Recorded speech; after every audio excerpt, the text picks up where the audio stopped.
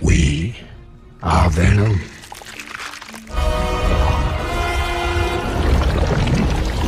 कहानी की शुरुआत होती है एक स्पेस शटल के साथ जो 4 सिम्बियोट्स को लेकर धरती पर आ रहा था। मगर तभी हम देखते हैं कि उनके स्पेस शटल में आग लग जाती है और वो स्पेस शटल काफ़ी स्पीड में आकर गिरता है ईस्ट मलेशिया में। जिसके बाद वहाँ पुलिस, डॉक्टर्स और कुछ स्पेशलिस्ट आ जाते हैं ताकि वो कुछ क्रू मेंबर्स को बचा सके और 4 सैंपल को सिक्योर कर सके। पर उन 4 सैंपल में से एक सैंपल कंटेनर से बाहर निकल गया था जिसका नाम रायट था। अब स्पेस शटल के क्रू मेंबर्स में से एक ही मेंबर जिंदा बचा होता है जिसकी हालत बहुत ख़राब थी और उसे तुरंत एम्बुलेंस से हॉस्पिटल भेजा जाता है।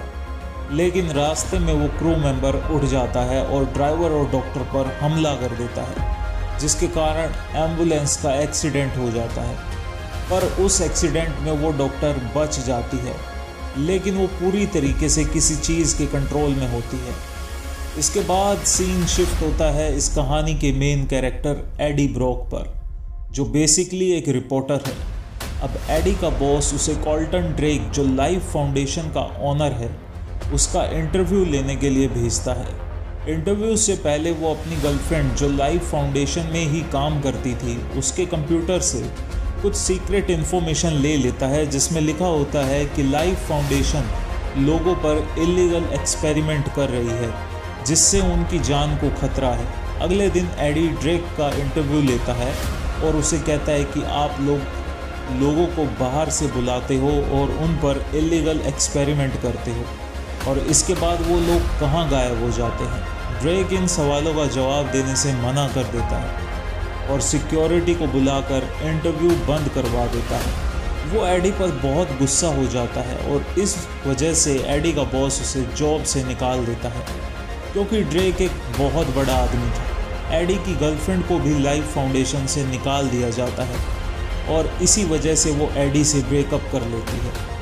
अब उसी रात ड्रेक के पास वो 3 सैंपल पहुंच जाते हैं जो स्पेस शटल से मंगवाए गए थे एक्सपेरिमेंट के लिए। लाइफ फाउंडेशन एक बायो इंजीनियरिंग कंपनी थी जहां ड्रेक स्पेस में इंसानों के रहने के लिए एक प्लैनेट ढूंढ रहा था ताकि फ्यूचर में इंसान स्पेस में जाके रह सके।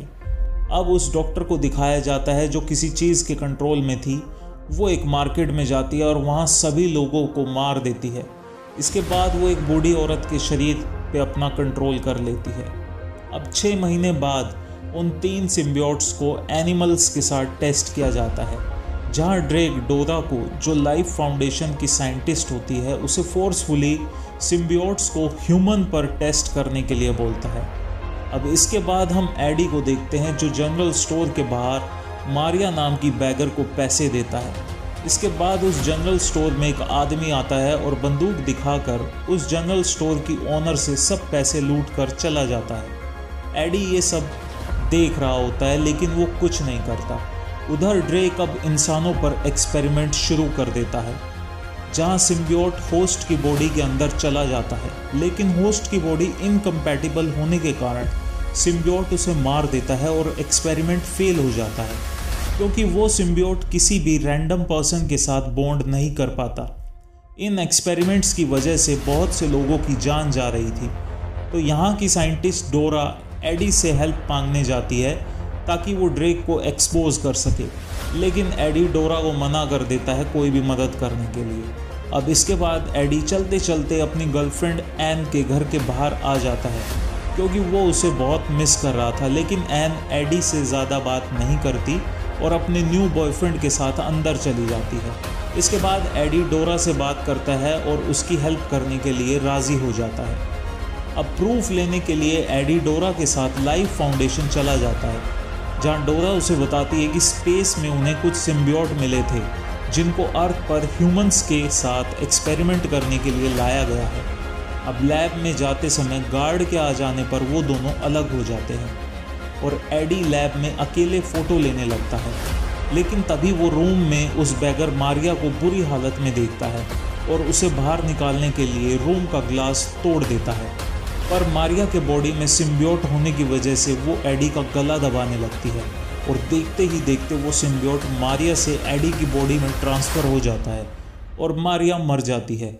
इस सिम्बियोट का नाम वेनम था। तभी अलार्म बजने की वजह से गार्ड उसका पीछा करते हैं, लेकिन एडी किसी तरह वहां से बचकर भाग जाता है।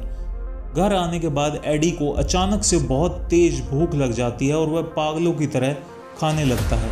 इसके बाद जब वो अपने आप को शीशे में देखता है तो उसे अपने अंदर एक मॉन्स्टर दिखाई देता है। उसे अपने अंदर से आवाज़ें सुनाई देने लगती हैं, जिससे वो बहुत डर जाता है और बेहोश हो जाता है।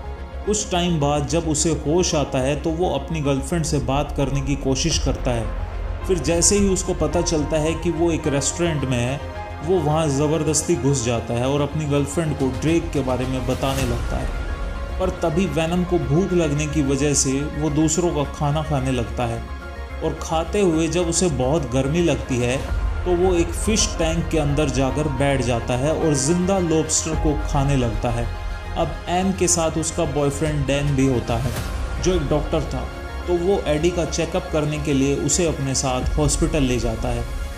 अब हॉस्पिटल में एमआरआई स्कैन करते वक्त मशीन की फ्रिक्वेंसी की वजह से एडी के अंदर का वेनम अजीब हरकतें करने लगता है। एडी के पेन को देखते हुए डैन स्कैन रोक देता है और टेस्ट रिजल्ट आने तक उसे घर जाने को कहता है। अब घर पहुंचने के बाद एडी को अपने पड़ोसी के रूम से बहुत हाई फ्रीक्वेंसी म्यूज़िक की आवाज़ आने लगती है, जिससे वेनम परेशान हो जाता है और उस पड़ोसी के घर जाकर वो उसे डरा देता है। अब उधर ड्रेक को दिखाया जाता है, जिसे सब कुछ पता चल गया होता है कि डोरा ने ही मदद की है किसी को लैब में अंदर लाने के लिए। वो अपने सिम्बियोट को पाने के लिए डोरा से सब कुछ सच उगलवा लेता है और उसे मार डालता है और एडी के घर पर अपने गार्ड्स को भेज देता है। अब गार्ड्स जैसे ही एडी के घर पहुंचते हैं तो एडी सरेंडर करने लगता है, लेकिन वेनम एडी की बॉडी को कंट्रोल कर लेता है और वो उन सब को मारकर वहाँ से बाइक पर बैठकर भागने लगता है। पर तभी उसके पीछे बहुत से ड्रोन्स और गाड़ियाँ उसका पीछा करने लगती हैं, लेकिन वेनम की मदद से वो उन सब से बचकर वहाँ से निकल जाता है। पर तभी वो एक गार्ड की कार से टकरा जाता है, जिससे उसके हाथ और पैर टूट जाते हैं और वो ज़मीन पर गिर जाता है।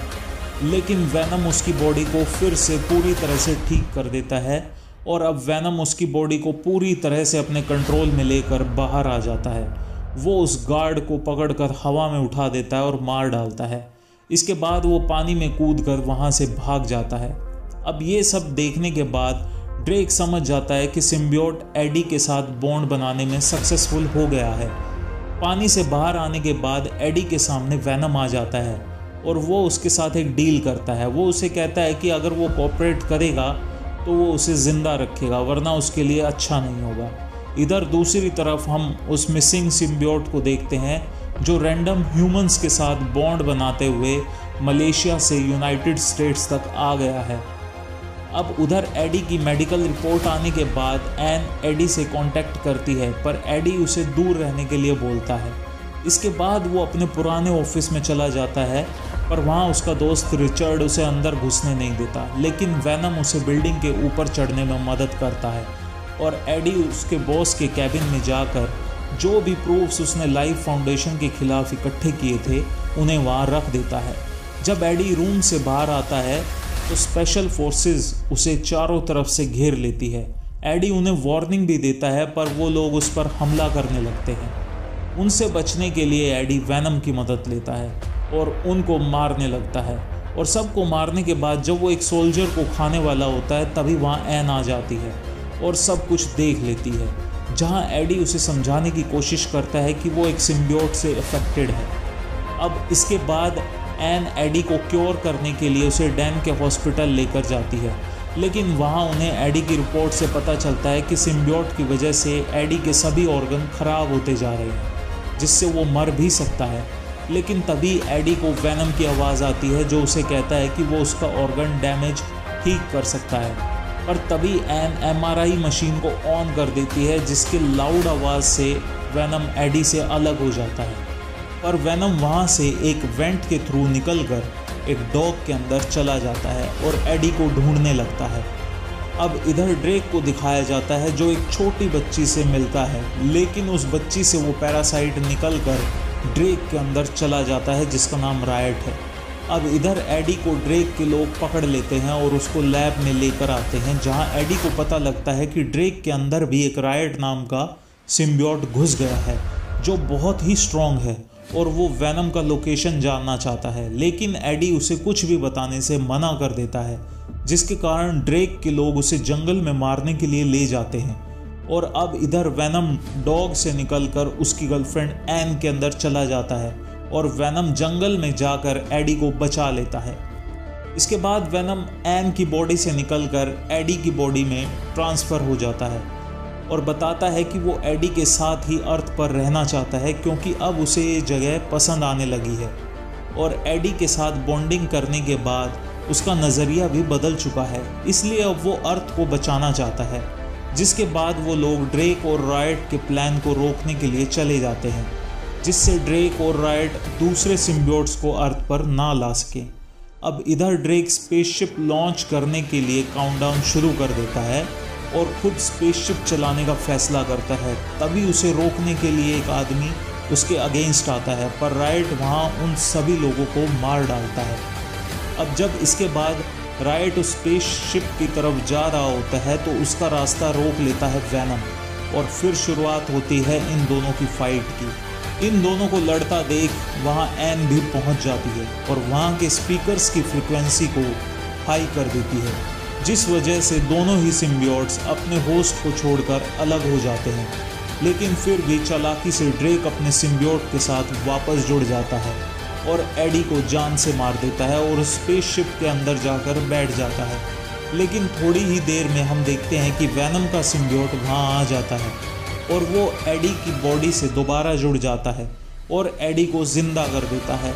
वेनम दोबारा अपनी फुल ताकत के साथ में उस स्पेसशिप के ऊपर जाता है और उस स्पेसशिप को चीर देता है, जिससे कि उसमें आग लग जाती है और इसी आग में रायट और ड्रेक मर जाते हैं और साथ ही वेनम भी एडी को गुड बाय बोलकर अपनी जान खत्म करवा लेता है। अब अगले दिन एडी एन से मिलता है, जहां वो दोनों वेनम के बारे में बातें करते हैं और इसी दौरान हम एडी के अंदर से वेनम की आवाज़ सुन पाते हैं, जिससे पता चल जाता है कि वेनम अभी भी जिंदा है और वो भी उस हादसे से बच गया था। लेकिन ये बात एडी एन को नहीं बताता और उससे छुपा कर रखता है। अब एडी वेनम को कुछ रूल्स बताता है। वो उसे कहता है कि वो अच्छे लोगों को नहीं मार सकता है, वो सिर्फ बुरे लोगों को मार कर खा सकता है। अब वो लोग इसके बाद उसी जनरल स्टोर में जाते हैं, जहां वही पुराना आदमी गन पॉइंट पर उस ओनर से पैसे लेने आया होता है। लेकिन इस बार एडी चुपचाप नहीं रहता। वेनम और एडी उस आदमी के पास जाते हैं और उसे ज़मीन से ऊपर उठाकर वेनम उसे पहले डराता है और फिर उसे खा जाता है और वो दोनों वहाँ से निकल जाते हैं। दोस्तों, आपको ये मूवी अच्छी लगी हो तो वीडियो को लाइक करें और चैनल को सब्सक्राइब करें। Thank you.